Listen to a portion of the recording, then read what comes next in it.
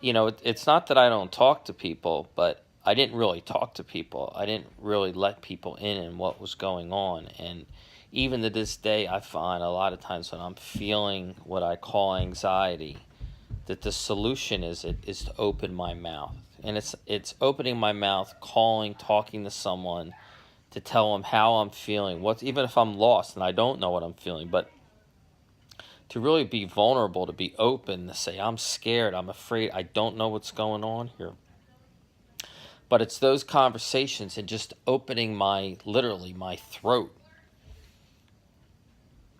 I know there's a throat chakra, and I don't know if it's related to that, but it's amazing how often when I share, what comes out of my mouth is really what's healing, and the symptoms will often subside or get lessened, and I get insight. And it's not a one and done. I think I used to have the fantasy, speak once and it's over, but it's not. It could be multiple times in a day. It could be daily, but there's that to me is a big piece of the healing. It's the opening up of my heart of who I truly am, and it's literally opening up my voice, my mouth, saying out loud, being vulnerable in the moment, not just talking about it later, but my healing seems connected to my willingness to be vulnerable, to be genuine.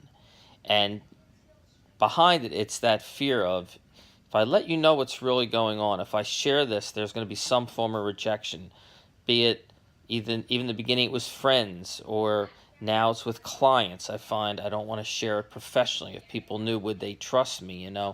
When I first started going to the 12-step rooms, I mean, that was the first thing that hit me. I had not had that experience of sharing something that I'm embarrassed to share with, and what came back was love, not rejection. I mean, that has been the core healing of this for me, is my willingness to be vulnerable in the face of fear, rejection, and taking that risk, and what comes back is love. And I'd say 99% of the time, that's what comes back. I'm still expecting, oh shit, if you knew this about me, but what comes back almost all the time is love. Recently, I've been going through a bit of a tough period, and Tara and I had a meeting at a law firm in Philadelphia, and I hadn't been in an elevator in a long time, not because I was avoiding, I just hadn't been in. This was up like on the 30th floor, 20 something floor, 40th floor, I don't remember.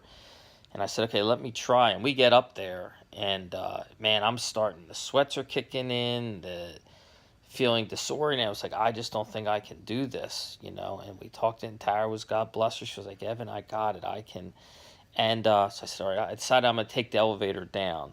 And even before I took the elevator down, I said, even if Susan, our client, comes out, I want to tell her the truth. I could just say I'm not feeling well, and that's kind of what I want to say to cover myself.